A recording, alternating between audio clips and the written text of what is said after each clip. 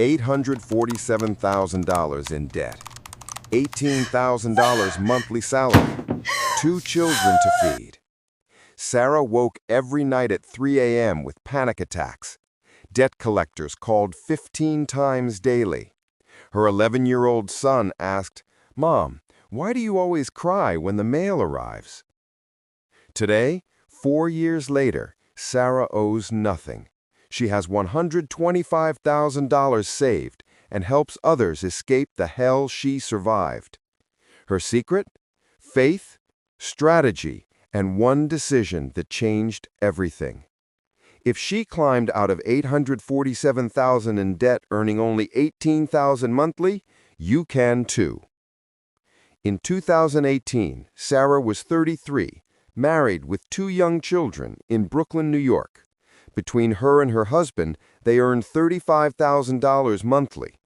Like many American couples, they used credit cards, always planning to pay next month.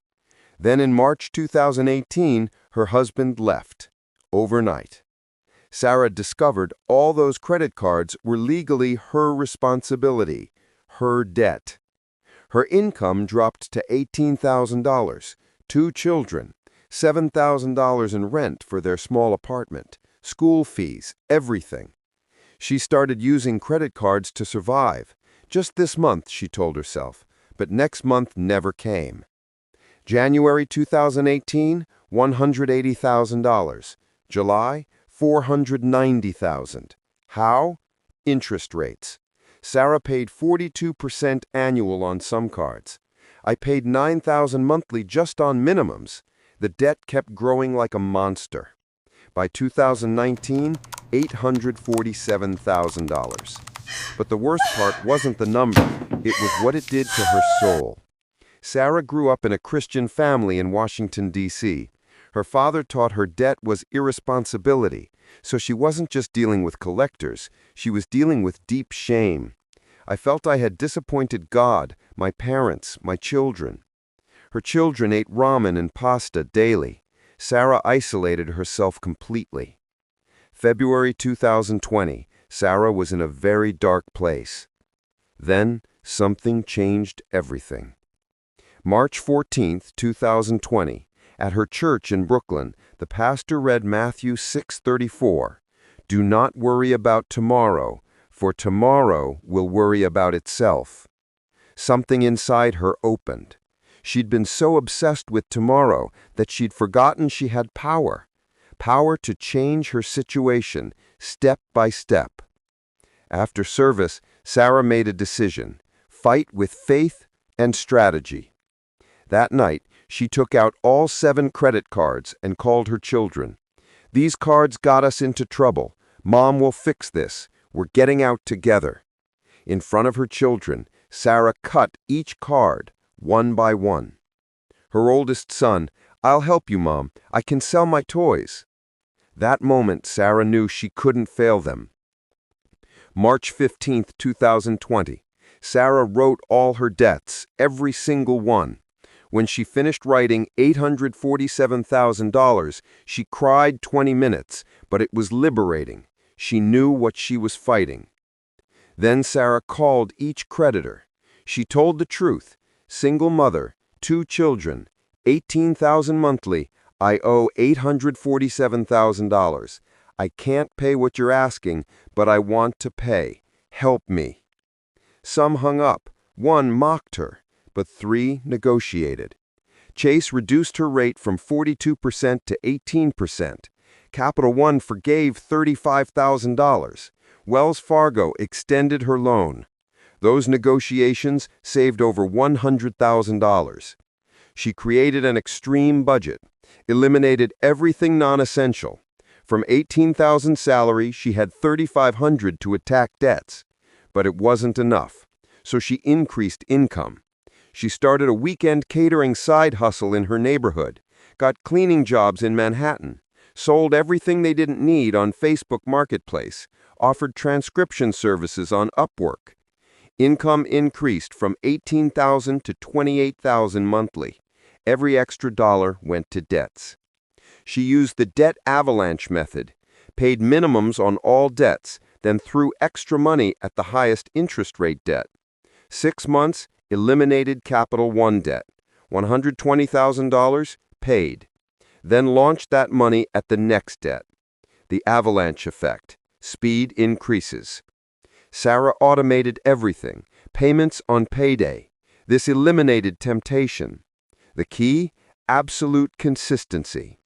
But everything wasn't easy. Her youngest got pneumonia, $15,000 in medical bills. She lost cleaning jobs during COVID lockdowns. Her car broke down. Her father had a stroke. But Sarah decided problems wouldn't stop her. October 18, 2024. Sarah at her computer with her children in their Brooklyn apartment. Balance at Wells Fargo, $13,247. She made the payment, pressed confirm. Balance, $0. Sarah cried. Tears of victory, freedom, redemption. They knelt and prayed, thanked God. 4 years and 6 months. Paid everything. Today, Sarah earns $32,000 monthly, has $125,000 saved, helps others escape the debt she survived, advised over 40 families across New York and New Jersey. Sarah sleeps in peace, answers the phone without fear, owes nothing. 5 lessons Sarah learned. Lesson 1. Debt isn't a moral sin, it's a math problem. Numbers have solutions. Lesson 2. God helps you, but you must move. Faith without action is dead. Lesson 3. It doesn't matter how much you owe. What matters is you start. Lesson 4. Negotiate everything. Companies prefer you pay something. Lesson 5. Temporary sacrifice, permanent freedom. Your turn. 3 steps today. Step 1. Make your debt list. Write everything. It's just a number with a solution. Step 2.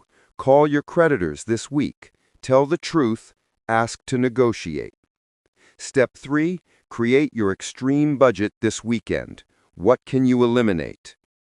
Sarah isn't special. She's not smarter than you.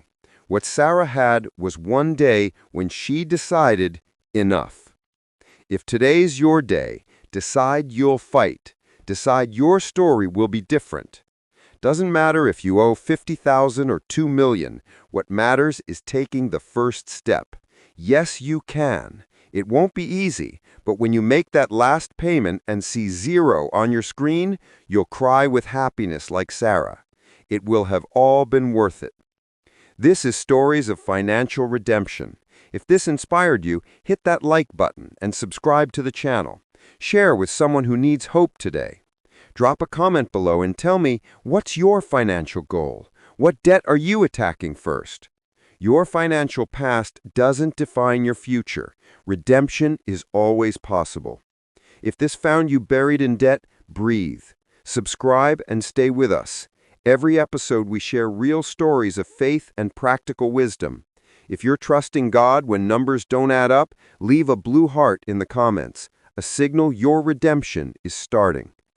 You just spent 8 minutes for God, 8 minutes to grow in wisdom, faith, and peace. See you tomorrow. Verse for your meditation. Proverbs 22:7. The rich rule over the poor, and the borrower is slave to the lender.